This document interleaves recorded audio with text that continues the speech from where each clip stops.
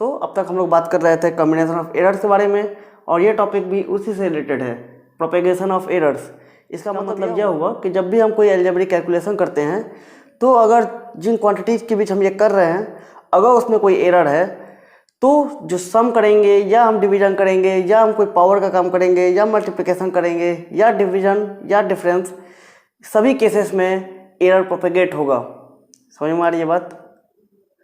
अगर किसी एक में भी एरर था, जैसे कुछ चीज़ें गुना करते हैं हम a इंटू बी करते हैं, अगर a में एरर है तो a इंटू बी में भी एरर आएगा, और उसी के बारे में हम पढ़ेंगे कितना एरर आएगा वो। तो हम लोग शुरुआत करेंगे एरर ऑफ ए सम और डिफरेंस कि अगर कोई चीज़ सम करते हैं या डिफरेंस करते हैं तो उसमें कितना का एरर आएगा। तो सपोज कीजिए कोई क्वांटिटी हमारे पास a है और दूसरी क्वांटिटी b है, और दुर्भाग्यवश अनलकीली आपके a में कुछ एरर है, और सपोज कीजिए वो एरर है प्लस माइनस डेल्टा a का। अब b में कुछ एरर है, उसमें भी एरर है प्लस माइनस डेल्टा b का। ओके, हम जानते हैं कोई भी मेजरमेंट एक्यूरेट नहीं होता है, उसमें कुछ ना कुछ एरर आएगा ही। तो a में एरर है डेल्टा a का, b में एरर है डेल्टा b का। वो ज़्यादा है कि कम है, निगेटिव है कि पॉजिटिव है, वो हमें नहीं पता है। ओके, तो हमने प्लस माइनस दोनों लिया। अगर हम a प्लस b करते हैं, यानी कि सम करते हैं सम ऑफ a एंड b, चूँकि a में एरर है और b में भी एरर है तो a प्लस b में भी एरर होगा, और वो एरर कितना होगा वो हमें निकालना है। ओके, तो अब हम लोग वो एरर निकालते हैं, और एरर जो a प्लस b में होगा, error in maximum error in a plus b। Maximum मैंने क्यों लिया वो आगे हम डील करेंगे, वो आपको क्लियर हो जाएगा। फिलहाल maximum error in a plus b equals कितना एरर होगा, तो हम जानते हैं कि a में एरर कितना है, डेल्टा a का है, और b में एरर कितना है, प्लस माइनस डेल्टा है, और b में एरर कितना है, प्लस माइनस डेल्टा b का है।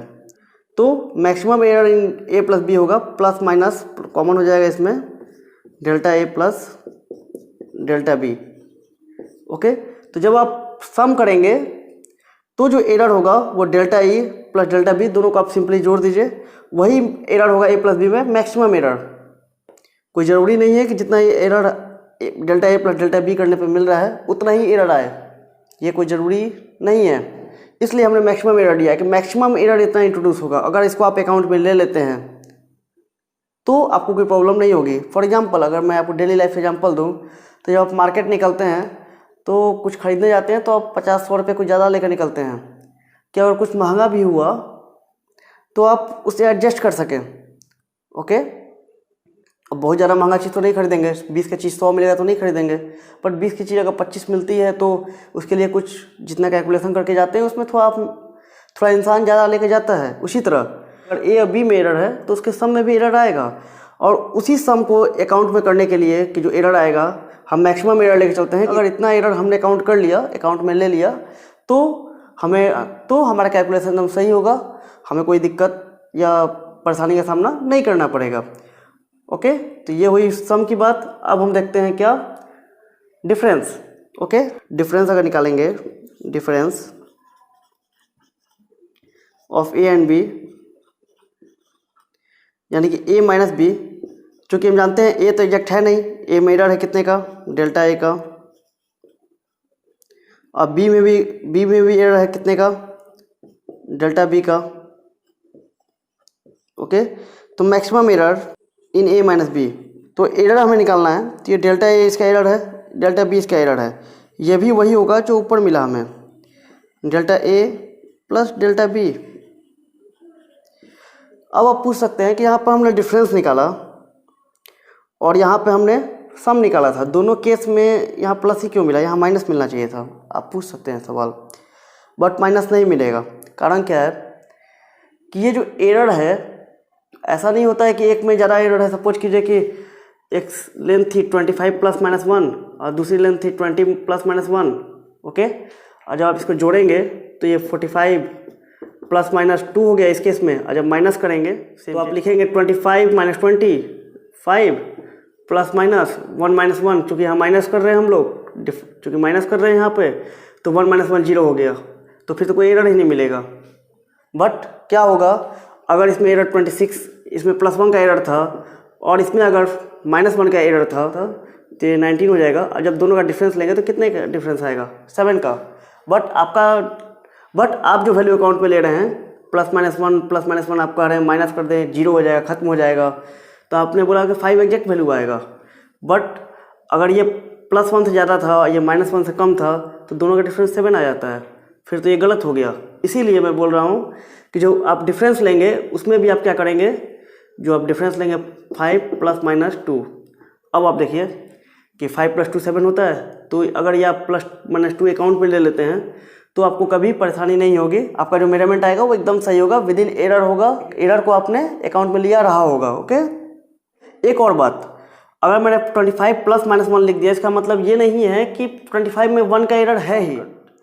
25 में मैक्सिमम 1 का एरर है। इसका मतलब ये हुआ कि जो 25 जो ये वैल्यू है, अगर ये a है तो a की वैल्यू 24 से लेके 26 तक वैरी करेगी। अब कुछ भी हो सकती है, हो सकता है 25.02 हो तो उसमें 0.02 का ही एरर आएगा। और अगर यहाँ 0.02 का एरर आएगा तो ऑब्वियसली इसमें भी कुछ एरर कम आएगा यहाँ पे। और इसीलिए मैंने बोला यहाँ मैक्सिमम एरर होगा। ये जो एरर अकाउंट में ले रहे हैं आप, ये मैक्सिमम एरर है। मैक्सिमम इतना होगा, बट इन जनरल केस इससे कम हो सकता है। Got it? So maximum error in a + b, Δa + Δb ±। और उसी तरह मैक्सिमम एरर इन डिफरेंस यानी a - b, again Δa + Δb ±। ये प्लस होगा कि माइनस होगा वो डिपेंड करेगा क्वेश्चन पे, जैसा क्वेश्चन दिया रहेगा वो देखेंगे हम लोग। अगर आपको पूछा जाए कि आप बताइए रिलेटिव एरर कितना हुआ, तो क्या होगा? याद कीजिए, पहले हमने केस क्या किया था। आप Δa + Δb निकाल लीजिए। और ये एरर किस में है? तो ये a + b में है। तो ये हो गया आपका relative error in a + b। उसी तरह relative error in a - b, नहीं यहाँ प्लस होगा। ओके, ये प्लस माइनस नीचे a - b। और एक चीज़ ध्यान रखेंगे, relative error in a + b हमेशा कम रहेगा relative error in a - b से। क्यों? क्योंकि a + b हमेशा ज़्यादा मिलेगा आपको जब तक कि b 0 नहीं है। अगर b 0 नहीं है तो a + b हमेशा ज़्यादा होगा a - b से, और ऊपर वाली क्वांटिटी तो सेम है। ओके, ये मैक्सिमम रिलेटिव एरर होगा। फिर again maximum, so a + b ज़्यादा होगा a - b से, और ऊपर वाली क्वांटिटी तो सेम है, यानी कि जो नीचे बड़ा उसकी ओवरऑल वैल्यू छोटी। यानी कि relative error in a + b for the same value of a and b will be lesser than relative value in a - b। Okay. उसी तरह अगर परसेंटेज एरर आपको निकाला जाए, परसेंटेज मैक्सिमम एरर